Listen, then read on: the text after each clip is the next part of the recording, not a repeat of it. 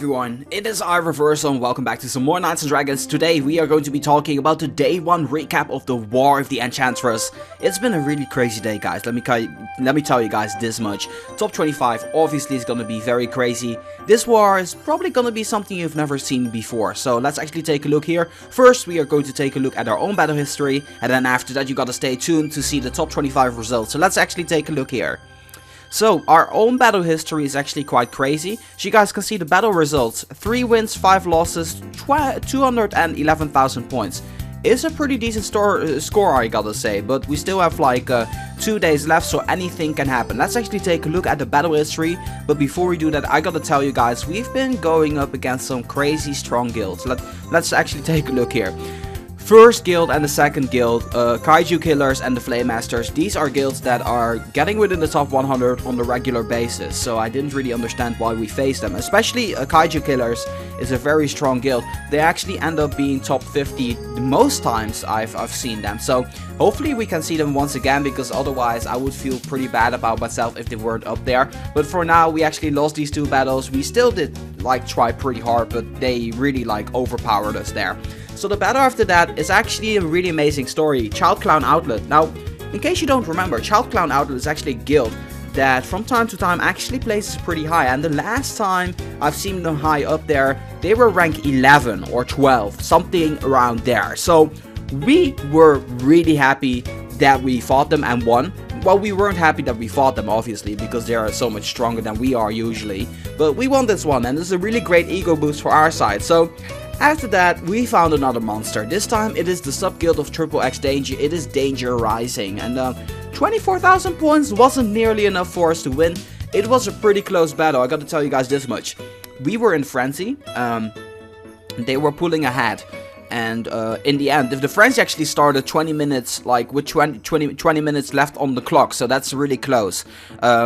Then they actually pulled ahead, and they were like 2,000 points ahead. And then near the end, we actually got closer and closer and told my guys to actually, if you want to spend gems, do it now, because otherwise, you know, our efforts will be in vain. We did that. We lost by 300 points, which really sucks. I mean, you gotta say, that really sucks. So, congratulations to you guys on winning this one. Unfortunately for us, better luck next time. I'm pretty sure we will be capable of doing that the next time. Next battle against Endgame, 30,301 points. Very nice battle there. I wasn't there, so I cannot really commentate over it, but I heard it was a pretty nice battle. DCN, 8,000 points. Wasn't enough for us to win, which is quite reasonable, because 8,000 points really isn't a whole lot. So at this point in the war, we actually lost 4 battles and we won 2. So let's move on to the next guild. It is Aesthetic Eternity. This is another familiar guild. This is another guild that scores high during the guild war. So it really shows that with 22,000 points, we didn't make it, and we were really puzzled at this time why we keep on meeting these monsters, because it's really unfair. We're not like a guild that jams a whole lot. We're a very very low mildly jamming guild, and it kind of sucks that we do meet these monsters out there. Unfortunately, we lost this one. 22,000 points wasn't enough for us to actually take the win here, so that kind of sucks. Let's move on to the last one. This is a guild I'm not really familiar with. It's the Origins Gladiators, and we actually did pretty well in this battle. 39,000 points was quite enough for us to take the win there. They have 15,000 points. We had somewhere like 22,000 or like 30,000 points, somewhere between there. So we've really been overtaking them quite nicely. So this has been our guild war results for day 1. Let's actually check the leaderboard. Rank 209, which is very surprising. Usually around this time we'd be like rank 250 or outside with 250 points. So I'm very satisfied and happy with how the guild war has been treating us so far. So right now we're still having the ability to actually get the D ribbon, which we're trying to aim for. Obviously, top 250 is always gonna be our goal. And with that being said, let's actually move on to the top 25.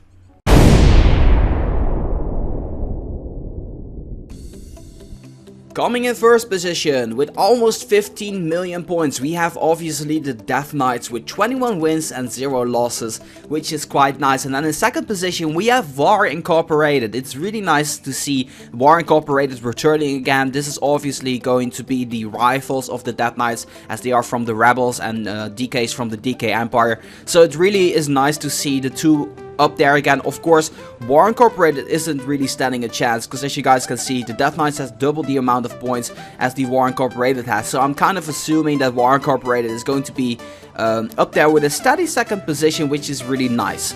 Now in third position, we're gonna find Azure Dragon Nexus, and that is really a surprise to me, because usually they are, you know my background with the Azure Dragon Nexus. I'm always calling them the ninjas and all that kind of cool stuff. So they are really trying hard for the Guild War Epic, and they really deserve it, because as you guys can see, they are a very solid third position right now. Something I didn't expect, and I'm not entirely sure who they're allianced with either. Someone needs to tell me who they are allianced with, and I'll be sure to inform you guys if it's necessary to inform you guys. 6.2 million points, third position, very nice stuff there.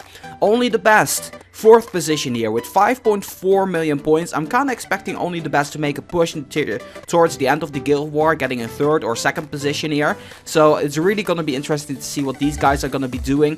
Fifth position, we're going to find Bulls on Parade. Haven't seen you guys in like a week or so, so it's really great to see you guys up here again. 4.8 million points, coming in fifth position. Sixth position, we're going to find the Juggernauts, and Juggernauts was doing pretty well last Guild War. Unfortunately, they didn't end in top 10. Right now, top 10 for sure. 6th position with 4.7 million points.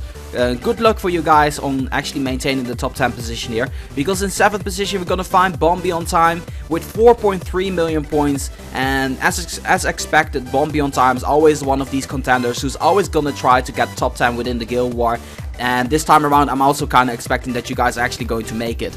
8th position, we're gonna find Blood Roses, and Blood Roses is actually a guild I haven't ever seen before, and I might be blind, you guys might make a comment again about, hey Reversal, this guild's been around for this and this time, and truthfully, I've never seen these guilds, this guild, so I apologize for that in advance, but it's really nice to see a fresh face within the top 10, so we're seeing like a few new names within the top 10, and it's making things very interesting for the future, so I'm gonna be very excited to see what's gonna happen within this Guild War. Let's move on to rank 9, we're gonna find Platinum. Platinum is actually a guild that's very well established. They're also part of the Rebels, so there's actually like a mix between the DK Empire and the Rebels within the top 10, which is quite nice, and it's really great to see those guys again up here. Platinum is actually a guild who used to be around top 25 all the time, and now for the last few wars they've actually been hitting top 10, so I feel that they've been getting some reinforcements, or people have some more gems to spend, or they're just like, you know, we're saving the money regardless and actually pushing for top 10 whenever we feel the need, there's actually a need to actually do so. So 9th position, Platinum, very nice stuff there. 10th position, Excalibur. Now Excalibur, I haven't really seen you guys a lot. I've seen you guys like chilling around top 50 before. Luckily for me, someone actually told me that Excalibur is also part of the Rebels, so it's really, as I already said before, it's really mixed up. DK Empire and Rebels are really well like distributed within the top 10, so it's gonna be very interesting to see what's happening. The only guild that I'm really missing right now is Majestic Alliance, because I haven't seen you guys outside of the top 10 for the longest time, so this is a first for me. Maybe we're gonna find you guys a little bit down the road, but we'll find about that very shortly. Let's actually move on. These are the positions here, the top 10 who are currently winning the Stormwatch Raymond. That's what it's called. Yeah, Stormwatch Raymond. Okay. Rank 11. This time we have Starved. Starved's actually a guild who's usually within the top 25. Sometimes they're like outside of the top 50-ish, and then they are making a comeback from time to time. I feel that they are pretty close towards the top 10, as you guys can, well, not feel, you guys can see it, there's like 20,000 points in between these two. So these guys are still contender for the top 10. I'm not sure whether or not these guys are going for a solid top 25 or just a hard battle for the top 10. We'll find out more about that tomorrow. Rank 12, Rock Solid, and in a very solid 12th position there. Very nice stuff there. I haven't seen you guys around a lot. Sometimes a little bit outside of the top 25. Also within the top 25. I'm not entirely sure, but I'm not entirely sure if I see you guys finish within the top 25. But very nice stuff there. 3.2 million points here. Rank 13, Jabberwocky. Now, this guild I have never seen before as well. So 3.1 million points. They're all pretty close together. Jabberwocky, I've seen you guys within the top 10 in the beginning of the Guild War. Now you got a little bit outside. I'm very curious to see what you guys are going to be doing in the remainder of this Guild War. Rank 14, German Elite. Very nice stuff there, 3 million points. I think we fought you guys before in the past. I'm not sure about that.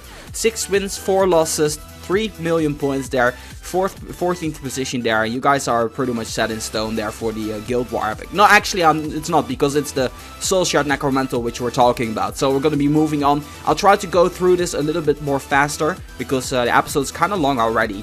15th position, Active France, and they are flawless. 9 wins. Also 3 million points there. 15th position, very solid. All I really can say is keep up the good work, you guys.